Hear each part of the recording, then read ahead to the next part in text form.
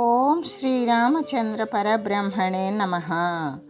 ఓం నమో వశిష్ఠ విశ్వామిత్ర వ్యాస వాల్మీకి సుఖాదిభ్యః. ఓం శుక్లాంబరధరం విష్ణుం శశివర్ణం చతుర్భుజం ప్రసన్నవదనం ధ్యాయేత్ సర్వవిఘ్నోపశాంతయే. ఓం నమో బ్రహ్మాదిభ్యో బ్రహ్మ విద్యా సంప్రదాయ కర్తృభ్యో వంశ ఋషిభ్యో మహద్భ్యో నమో గురుభ్యః. ఓం శ్రీరామో రామభద్రశ్చ రామచంద్రశ్చ శాశ్వతః రాజీవలోచన శ్రీమాన్ రాజేంద్రో రఘుపుంగవః. శ్రీ యోగ వాసిష్టము స్థితి ప్రకరణము. అయితే ఆ యొక్క ఆపాదమస్తకం కూడా ప్రప్రథమనమున విహిత నిషిద్ధ ప్రవృత్తులను కూర్చున్నటువంటి వాసన చేత ఆ తర్వాత అయితే ఆ దేహము రోగరహితంగాను భోగానికి సమర్థవంతంగాను అగుగాక అనే మోహవాసనల చేత వాడు దాముడు వ్యాలుడు కటుడు కూడా బాగా దాని యందు మిళితమైపోయారు. ఆ పిమ్మట ఆశ అనే పాశము చేత బంధింపబడ్డారు. ఆ తర్వాత దైన్యాన్ని పొందారు. ఆ పాదమస్తకం కూడా మరి మా దేహము ఎలా సుస్థిరంగా ఉంటుంది అనే ఆశ పుట్టింది వారికి. అంటే ఏదైనా దెబ్బలు తగులుతాయేమో అనేటువంటి భయము పుట్టింది. అటువంటి కోరికల చేత వారు దీనత్వాన్నే చెందారు. స్థిరో భవతు మే దేహ సుఖాయాస్తు ధనం మమ ఇతి బద్ధధియాం తేషాం మందర్ధిమాయయౌ. మా శరీరము స్థిరముగా ఉండుగాక, ధనము మా సుఖము కొరకే అవుగాక అని ఈ విధంగా తలుస్తూ బద్ధ చిత్తులై బంధింపబడినటువంటి చిత్తులై ధామవ్యాలకటుల యొక్క ధైర్యము పూర్తిగా అస్తమించిపోయింది. ఏ విధంగా అంటే నా దేహము స్థిరంగా ఉండాలి, శాశ్వతంగా ఉండాలి, ఈ ధనము నాకు సుఖాన్ని కలుగజేయాలి అనే ఇటువంటి భావాలతో కూడిన బుద్ధి కలిగిన వారవడం చేత ఆ దామాది మొదలైనటువంటి అసురులకి ధైర్యం అంతా కూడా నశించిపోయింది. అప్పుడు వారు వాసనతో కూడి ఉండడం చేత దేవతల శత్రువులకు దానవుల యొక్క శరీర బలము సన్నగిల్లిపోయింది. వారి యొక్క పూర్వపు పరాక్రమం అంతా కూడా శత్రువులు కొట్టేటువంటి దెబ్బల యొక్క విషయాన్ని శీఘ్రంగా మరి శత్రువులను ఎదుర్కొనేటువంటి విషయంలో వారు తీవ్రంగా నీరసించిపోయారు. శీఘ్రంగా లోపించిపోయింది. కార్యము వనర్చుట యందు వాళ్ళు అసమర్థమే అయ్యారు. ఈ ప్రపంచమున మరణరహితమై మన చావులేని వాళ్ళమై ఎలా ఉంటాము అనే చింత చేత వారు వివసులైపోయారు. జలము లేనటువంటి కమలము ఏ విధంగా వాడిపోతుందో వారు కూడా అటువంటి భయాన్ని దీనత్వాన్ని పొందారు. అహంకారయుతులైనటువంటి ఆ దామాది వ్యాల కఠాదులకు అప్పుడు భయంకరంగా సంసారాన్ని ప్రాప్తింపజేసేటువంటి మరి స్త్రీ యొక్క సంభోగమునందు తినేటువంటి అన్నపానాదుల యందు అంటే పదార్థాల యందు కూడా విషయభోగాల యందు ప్రీతి బాగా ఎక్కువైపోయింది. ఆ తర్వాత ఆ రణరంగాన్ని మత్తగజాలు ఏ విధంగా అంటే ఆ రణరంగంలో వారు చేసినటువంటి సురాసురుల యొక్క జరిగినటువంటి యుద్ధరంగంలో మత్తగజాలు కోపముతో ఉండగా భయము చేత మనమందలి హరిణములాగానే ఏ విధంగా అంటే మదగజాలు గనక ఎక్కువగా కోపంగా ఉంటే అడవిలో ఉన్న లేళ్ళు పారిపోయినట్లుగానే వారు వారి యొక్క జీవితాన్ని గురించినటువంటి సాపేక్షత్వాన్ని పొంది వారు పారిపోయారు. ఐరావతము అనే ఏనుగు రణరంగంలో మరి కోపము రాగా అది కోపించగా చచ్చెదము అనే చింతచోటి హతోత్సాహులై ఆ ఐరావతం అనే ఏనుగు ఎప్పుడైతే శత్రువులపై పడుతుందో చచ్చిపోతామేమో అనే భయంతో దానవులు మెల్లమెల్లగా సంచరిస్తూ ఉన్నారు. అంతకుముందు ధైర్యంతో ఉండేవారు. కేవలము దేహరక్షణము మాత్రమే వాంఛించారు. ఈ శరీరాన్ని ఎలా కాపాడుకోవాలి అని కోరుకుంటూ మరణం పట్ల భయభీతులై ఉన్నటువంటి ఆ దామ వ్యాల కటాదుల యొక్క బలము సన్నగిల్లిపోయింది. అప్పుడు వారి యొక్క శిరస్సులపై శత్రువులు పాదక్షేపం చేశారు, పాదాలు పెట్టి తొక్కారు. ఆ విధంగా ఇంధనము క్షీణించగా అంటే ఏ విధంగా కట్టెలు కనుక వేయడం ఆగిపోతే అగ్ని అనేటువంటిది ఏ విధంగా హవిస్సును దగ్ధం చేయలేకుండా పోతుందో, హవిస్సును దగ్ధం అనర్చేటువంటి చేసే క్రియలో అది అసమర్థమైనట్లుగానే పరాక్రమం క్షీణింపగా వారంతా కూడా ఎదుట ఉన్నటువంటి వీరుని గురించి వధించజాలడానికి వారి దగ్గర శక్తి లేకుండా ఉన్నది. అంటే ప్రహారం చేస్తూ ఉన్న దేవతల ఎదుట వారు దోమలులాగా, వారు దేవతలు కొడుతూ యుద్ధం చేస్తూ ఉంటే వీరు దోమలతో సమానమైపోయారు. ఇంకా శరీరమందు అక్కడక్కడ కూడా గాయాలు తగులుతూ ఉన్నవి. సామాన్యులైనటువంటి ఉత్తమ వీరుల్లాగా మాత్రమే ఉన్నారు, కానీ వారు దేవతలను ఎదిరించి పోరాడలేకపోయారు. ఇన్ని మాటలు ఎందుకు? బహునాత్రకి ముక్తేన మరణాద్భీత చేత సహా దైత్య దేవేషు వల్గత్సు దుద్రువు సమరాజిరాత్. అసలు 1000 మాటలు ఎందుకు? దేవతలు గనక విజృంభించగా మరణభీతులైనటువంటి దైత్యులు యుద్ధ భూమి నుండి పరిగెత్తారు. ఇంకా ఎక్కువగా చెప్పుకోని అవసరం లేదు. యుద్ధమున దేవతలు ఎప్పుడైతే విజృంభించారో చచ్చిపోతామేమో అనే భయపడినటువంటి ఆ దైత్యులు యుద్ధ భూమి నుండి పారిపోయారు. ఆ విధంగా స్వర్గమున సుప్రసిద్ధులైనటువంటి దాముడు, వ్యాలుడు, కటుడు కూడా తదితర దానవులు కూడా భయముతో భీతులై భయపడిపోయి పరిగెత్తి అప్పుడు ప్రళయవాయువు చేత చెలింపబడిన నక్షత్రాలు లాగానే నలువైపుల నుండి కూడా పడునట్లుగా దైత్యులు అనేటువంటి వారు ఆకాశం నుండి కింద పడిపోయారు. ఆ తర్వాత సుమేరు పర్వత కుంజాల నుండి, ఆ పర్వత ప్రాంత పొదరిండ్ల నుండి, పర్వత శిఖరాలపై నుండి, సముద్ర తీరాల యందు, మేఘ పటలాల యందు, మరి ఆవర్తకం యుక్తమైనటువంటి సముద్ర జలాల యందు కూడా, ప్రవృద్ధములైనటువంటి నదుల యందు, అరణ్యాల యందు, దిగంతాల యందు కూడా జ్వలిస్తూ ఉన్నటువంటి వనములందు కూడా దానవులు పడిపోయారు. ఎక్కడెక్కడ అంటే ఆ సుమేరు పర్వత కుంజముల యందు పడిపోయారు, పర్వత శిఖరాలపై నుండి కూడా పడ్డారు, సముద్ర తీరములందు కూడా మేఘ పటలాలందు పడిపోయారు, ఆవర్తయుక్తమగు అంటే సముద్ర జలము యొక్క సుడిగుండాలలోనూ పడిపోయారు, నిండుగా నిండినటువంటి నదుల్లోనూ అరణ్యాలలోనూ దిక్కుల యొక్క తీరాల యందు కూడా జ్వలిస్తూ ఉన్న అంటే కాలిపోతూ ఉన్న ఆ అడవుల యందు వారు పడిపోయారు అని చెబుతూ, అంతేకాదు దేవతల బాణాల చేత వినాశం చేయబడినటువంటి ఆ దేశములందును, గ్రామములందును, నగరాల యందు కూడా ఏ విధంగా అంటే సింహాదుల నివాస స్థానమగు అరణ్యములందును, మేరు పర్వతస్థ దావాగ్నులందు కూడా దానవులు పూర్తిగా ఎక్కడి వారు అక్కడ పడిపోతూ ఉన్నారు. ఎవరి చేత? దేవతల యొక్క బాణాల చేత వాళ్ళు నశింపబడి అలా పడిపోతూ ఉన్నారు.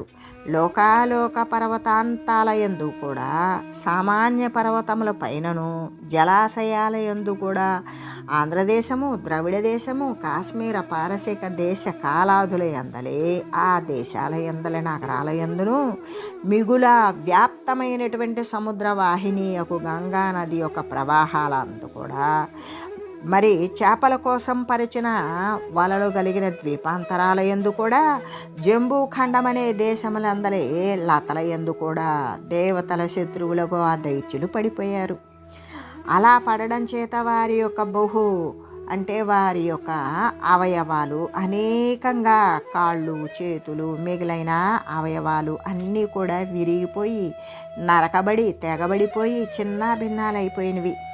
వృక్షశాఖలందు వారి యొక్క ప్రేగులను అంటే కొమ్మలకు పట్టుకొని వారి యొక్క ప్రేగులు వేలాడుతూ తంతి సమూహాలలాగా, దారపు యొక్క సమూహాలలాగానే చుట్టుకుపోయి ఉన్నవి. మరి శిరస్సుకు అలంకరించిన భూషణాలు, కేశాలు కూడా చల్లా చెదరైపోయినవి. అప్పుడు వారు వినిర్గతులైన కుపిత నేత్రధారుల వలె కనబడుతూ ఉన్నారు. ఏ విధంగా అంటే కోపంతో కళ్ళు బయటకు వచ్చినట్లుగా అంత భయంకరంగా కనబడుతూ ఉన్నారు. శస్త్రము, అస్త్రాల యొక్క సహితమైన సైన్యం చేత, మాయల చేత, బాణాల చేత వారి బాణాది మొదలైన ఆయుధాలు చిన్న భిన్నం చేయబడినవి. అంతేకాదు దూరదేశాల నుండి కూడా పడడం వల్ల, ఎత్తు ప్రాంతాల నుండి పడడం వల్ల, పారిపోవడం చేత పడడం వల్ల వారి యొక్క వివిధ అస్త్రాలన్నీ కూడా విపర్యాసంగా కింద పడిపోయినవి. కంఠంలో అయితే సంలగ్నమైనటువంటి కిరీటాల చటచటా అనే శబ్దాల చేత భయవిహ్వలులైన ఆ యొక్క దానవులు పై భాగం నుండి పలు శిఖలు కలిగిన శిలలయందు, అంటే సూది మొనల్లా ఉన్నటువంటి రాళ్ల మీద గ్రొచ్చబడుట చేత మొండ్యాలు మాత్రము కలిగి వాళ్ళు వేలాడుచూ ఉన్నారు. అంతేకాదు శాల్మలి వృక్షాలపై పడడం చేత ముళ్ళు గురుచుకొని వారు మిగులా ఆపదగ్రస్తులయ్యారు, ఆపదలతో నిండిపోయారు. ఇంకా పెద్ద పెద్ద శిలలు వారిపై పడడం చేత వారి యొక్క తలకాయలు కూడా వ్రక్కలైపోయినవి. శస్త్రాస్త్రాలన్నీ వ్రాలిన తర్వాత మాయా సురేంద్రులందరూ కూడా ఆ యొక్క అసురేంద్రులు అంటే రాక్షసాలు అంతా కూడా వర్షాకాలమందు ధూళిలాగానే దిక్కులందు విలీనమైపోయారు అని శ్రీ వశిష్ఠ మహర్షి స్థితి ప్రకరణమున దామవ్యాల కఠోపాఖ్యానమునందు ఆ అసురుల యొక్క పరిభ్రంశము అనే దానిని గురించి వర్ణించి తెలియజేసి ఇంకా ఈ విధంగా చెప్తూ ఉన్నారు. ఇతి తుష్టేషు దేవేషు దానవేషు హతేషు చ దామవ్యాల కటాదీనం బభూర భయవిహ్వలాహ. ఓ రామ, ఈ విధంగా దానవులు నశించిపోయారు, దేవతలు సంతుష్టులయ్యారు. అప్పుడు దామవ్యాల కటులు భయవిహ్వలులు అనేటువంటి దుఃఖితులయ్యారు. ఆ తర్వాత సైన్యమంతా నశించింది. శంబరాసురుడు ప్రళయాగ్నిలాగా మండిపడుచు ఈ దామాది దానవుల పట్ల కోపంతో వారు ఎచ్చటున్నారు అని ఇతరులను ప్రశ్నించారు. అప్పుడు దాముడు, వ్యాలుడు, కటుడు శంబరుని యొక్క భయము చేత తమ యొక్క సైన్యాన్ని వదిలేసి స్వస్థానమైన వారి అసలు ప్రదేశమైన రాక్షసుల అసలు ప్రదేశమైన పాతాళానికి వెళ్ళి అక్కడ నివసిస్తూ ఉన్నారు. అచట మృత్యువులాగానే బాధింప సమర్థులయ్యి నరకము అనే సముద్రాన్ని పాలించువారే అయిన యమకింకరులు ఉత్సాహంతో అక్కడ నివసిస్తూ ఉన్నారు. నిర్భయులైన యమకింకరులు శరణాగతులైనటువంటి ఆ దాముడు, వ్యాలుడు, కటుల భయాన్ని పోగొట్టి వాళ్ళకి అభయదానం వసంగారు. మీకేమీ కాదు, మీరు ఇక్కడ ఉండండి అని మూర్తీభవించిన చింతలాగా ఉన్న తమకన్నీ కూడా క్రమంగా వారు ముగ్గురు అర్పించేశారు. దామాదులచట అనేక దుష్టవాసనలను పరిగ్రహించారు. ఇంకా ఎంతో మళ్ళీ శరీరాలు తెచ్చుకునేటువంటి దుష్టవాసనల్ని పరిగ్రహించారు. ఆ పరిగ్రహించి అంతేకాదు అక్కడ ఉన్న కన్యలతో కూడా కూడి 10,000 సంవత్సరాలు గడిపేశారు. ఈమె నా ప్రియమగు కన్య, ఇది నా ప్రభుత్వము ఇలా తలుస్తూ దృఢమైనటువంటి బంధంలో తగులుకొని వారి యొక్క ఆయువు గడవసాగింది.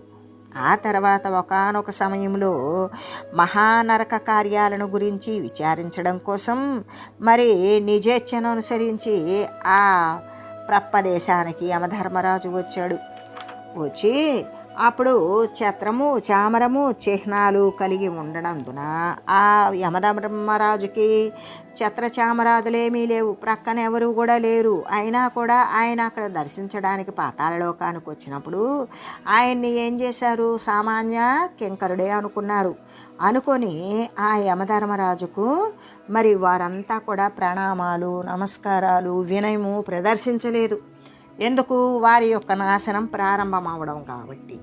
అంతా యమధర్మరాజు 100 యోజనాల వరకు వ్యాపించి ఉన్న మండుచూ ఉన్నట్టి మహారౌరవము అనే నరక భూములయందు తన యొక్క కనుసైగ చేత వారలను పడద్రోయించాడు. అందుట్లో నరకంలో అక్కడ వారు స్త్రీలు, మిత్రులు, బంధువులతో కూడి ఉండి కరుణపూరితమైనటువంటి ఆక్రందనను చేస్తూ పత్రావశిష్టమైన ఆకు మాత్రం మిగిలి ఉన్నంత వక్త్రములాగానే ఉన్నవారై ఆ వనవాయువుల చేత క్షణంలో దగ్ధం చేయబడ్డారు.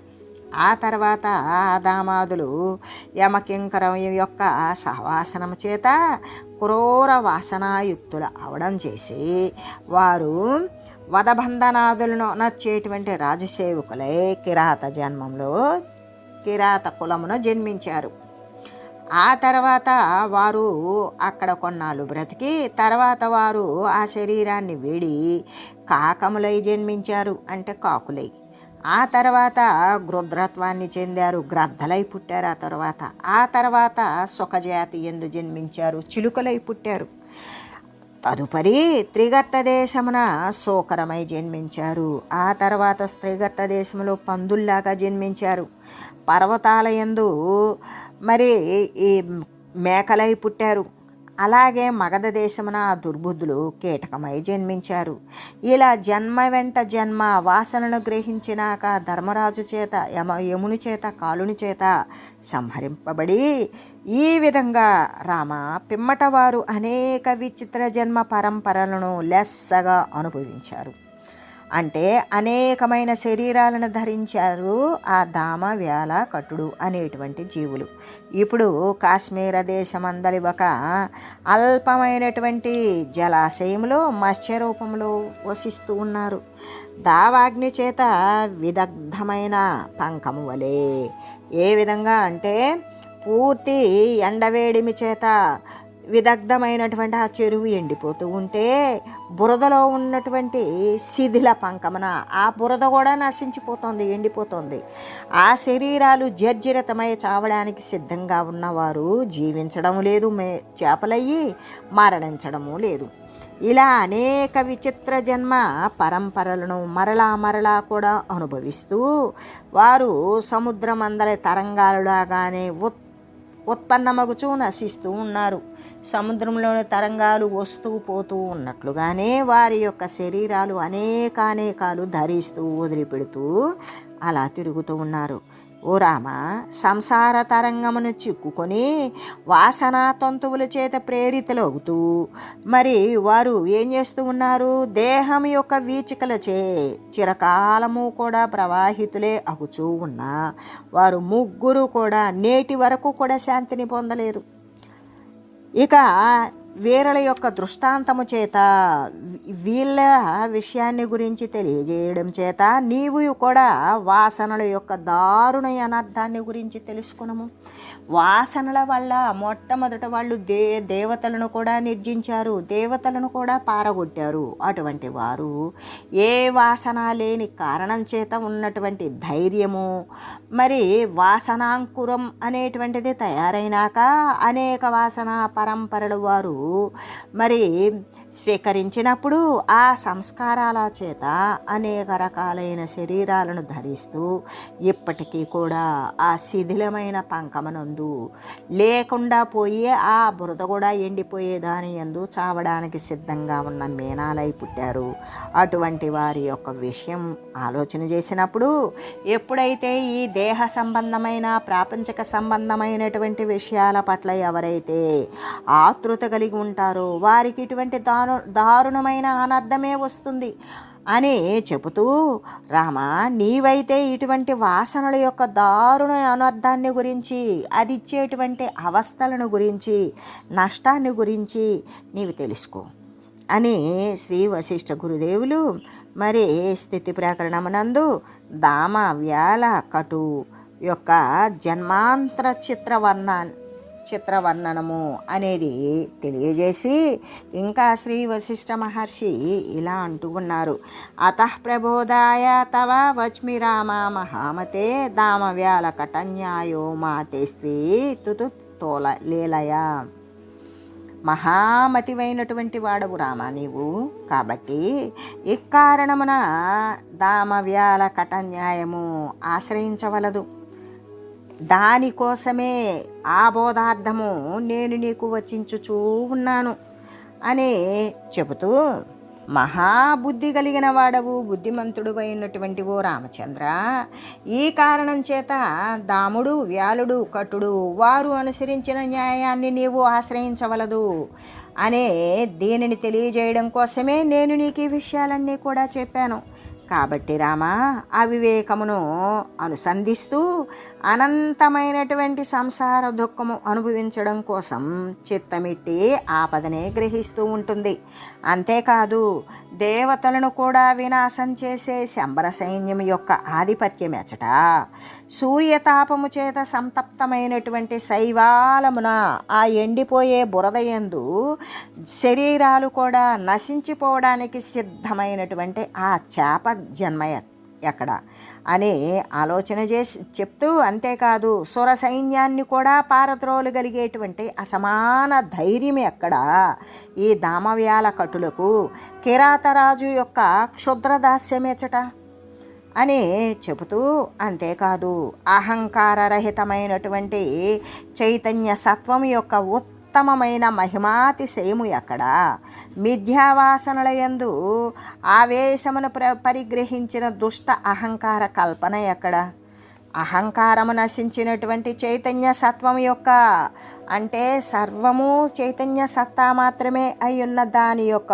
ఉత్తమమైనటువంటి మహిమ, అతిశయించినటువంటి మహిమ ఎక్కడ, అబద్ధ వాసనలతో నశించిపోయే వాసనలతో ఆవేశాన్ని మరి పరిగ్రహించినటువంటి దుష్టమైన అహంకారం యొక్క కల్పన ఎక్కడ, చూడువారు ఎక్కడ నుండి ఎక్కడికి వచ్చారు అని చెబుతూ, శాఖాపత్ర నగహన సంసార విషమంజరి అహంకారాంకురాదేవ సముదే తీయమాతత. శాఖ యొక్క విస్తారముల చేత మిగుల దట్టమయ్యున్న ఈ సంసారము అనే విషలత అహంకారము అనే అంకురము నుండియే ఉత్పన్నమై వ్యాపిస్తూ ఉన్నది. అంటే శాఖా విస్తారముల చేత కొమ్మలు రెమ్మలు అనేటువంటి వాటి యొక్క అభివృద్ధి చేత మిగుల దట్టమై ఉన్నటువంటి ఈ సంసార రూప విషలత, సంసార రూపము అంటే శరీరాల యొక్క రాకపోకలను పరిగ్రహించినటువంటి వాసనాలత ఏదైతే ఉన్నదో అది అహంకారం నుండియే అంకురం అనేటువంటిది తీసుకుంటుంది. ఆ అహంకారం అనే అంకురం నుండియే ఉత్పన్నమై పూర్తిగా వ్యాపిస్తూ ఉంటుంది అని చెబుతూ, అంతేకాదు అహంకారమతో రామ మార్జయాంత ప్రయత్నత అహం నా కించిదేవేతి భావయిత్వా సుఖీ భవ. కాబట్టి ఓ రామ, అహంకారమును హృదయము నుండి ప్రయత్నపూర్వకంగా నువ్వు తుడిచివేయు. అసలు హృదయంలో అహంకారము అనేది ఉండకూడదు. దానిని నీ స్వకీయమైన ప్రయత్నము చేత నెట్టివేయు. జడమైనటువంటి దృశ్యము ఇదం ప్రత్యయభూతం అవ్వడం చేత, అహంకార యోగ్యత్వరహితమై ఉండడం చేత, సర్వసాక్షిత్వ స్వరూపమైనటువంటి చైతన్యమున అహంకారమే ఘటింపనందునను దృగ్విషయాలు దృశ్య విషయాలు భిన్నమైనది మిథ్యయోగుడ చేత అహంకారానికి స్థానమే లేదని నిశ్చయించి అట్టి భావన ఎందే నీవు సుఖము పొందుము. ఓ రామచంద్ర, నీవు నీ యందు అహంకారము అనేది పూర్వకంగా నీవు తొలగించివేయు.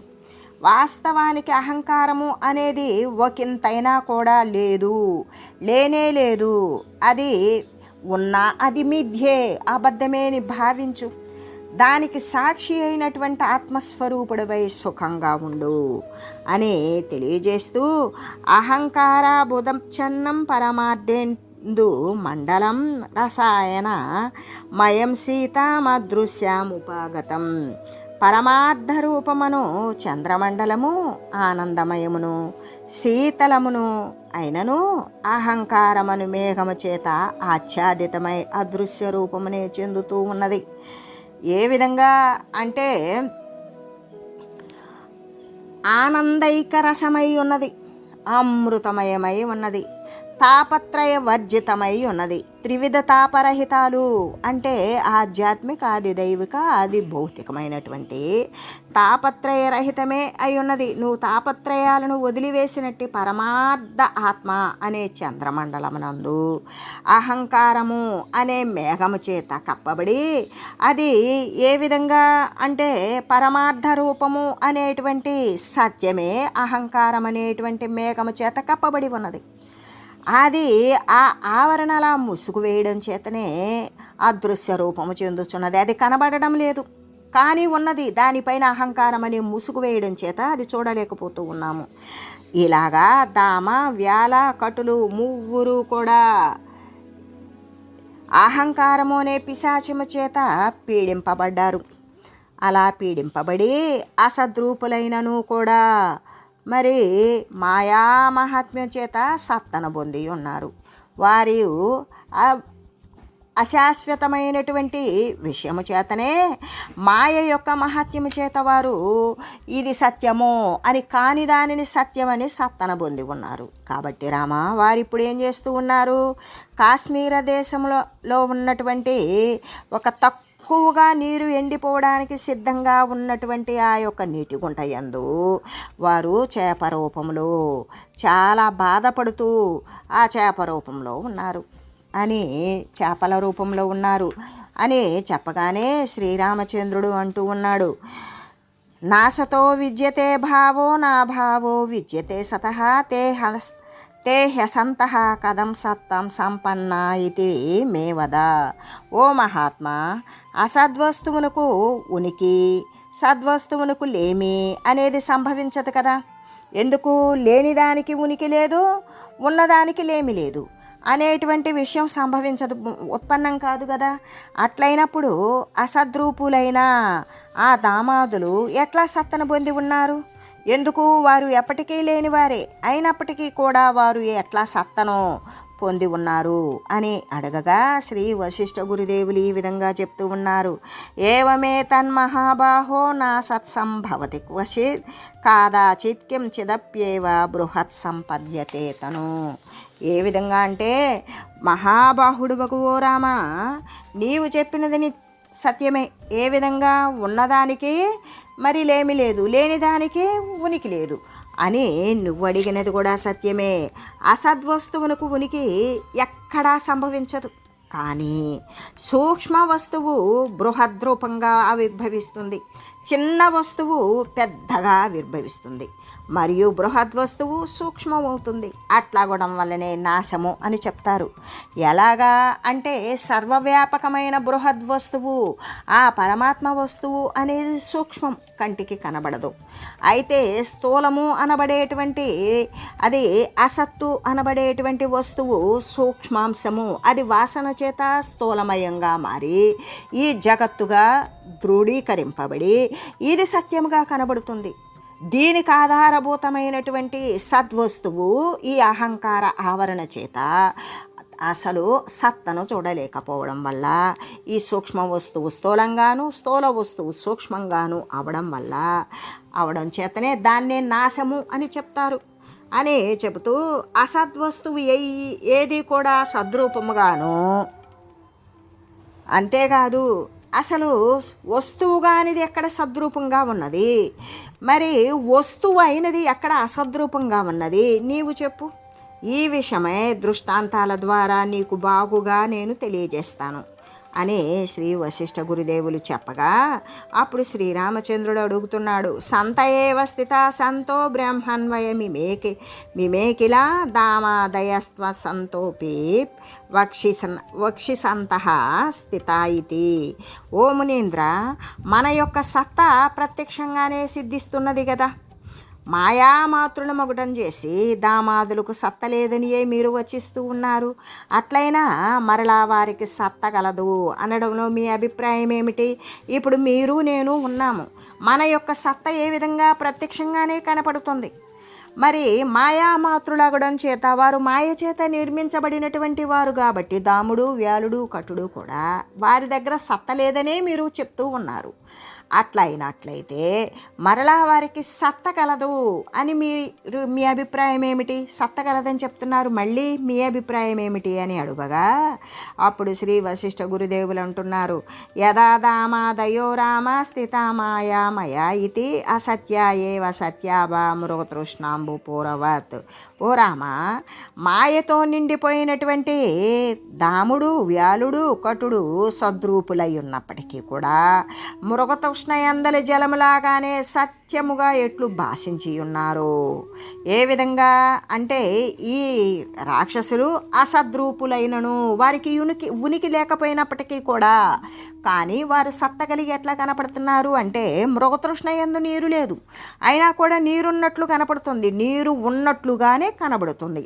అలాగే వారు కూడా ఈ సురులయందు అసురులయందు ఈ దానవాదులను కూడా అంటే ఈ దేవతలు రాక్షసుల మధ్యలో ఈ దానవాదులను కూడా మనమును కూడా వీరంతా కూడా సురులు అసురులు దేవతలు రాక్షసులు ఈ దామవ్యాల కటుదులు నువ్వు నేను మనము సర్వము మిథ్యారూపంగానే విజృంభించి ఉన్నది. పోవుచున్నాము వచ్చుచున్నాము అంటే శరీర ఉత్థాన పతనాలు జరుగుచునే ఉన్నవి అని తెలియజేస్తూ ఓం మంగళం శ్రీ గురుదేవాయ మహనీయ గుణాత్మనే సర్వలోక శరణ్యాయ సాధురూపాయ మంగళం.